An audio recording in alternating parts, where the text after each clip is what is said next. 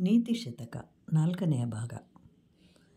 ಜೀವನದಲ್ಲಿ ನಾವು ಅನೇಕ ಸಲ ಬೇರೆಯವರನ್ನು ಅವರು ಹೀಗೇ ಇರಬೇಕು ಅಂತ ಹೇಳಿ ಅವರನ್ನು ಬದಲಾಯಿಸುವ ಪ್ರಯತ್ನವನ್ನು ಮಾಡ್ತಾ ಇರ್ತೇವೆ.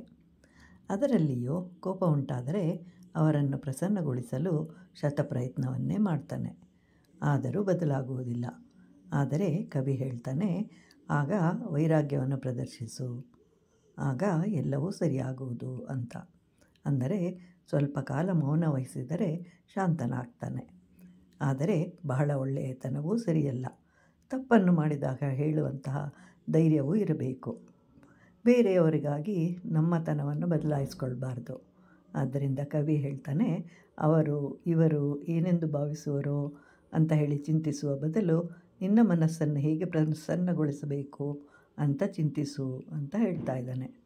ಹಾಗಾದರೆ ಏನು ಮಾಡಬೇಕು ಅಂತಂದರೆ, ನಿನ್ನ ಮನೆಯಲ್ಲಿಯೇ ಸೂಕ್ತವಾದ ಸ್ಥಳದಲ್ಲಿ ಕುಳಿತು ಭಗವನ್ ನಾಮಸ್ಮರಣೆಯನ್ನು ಮಾಡು.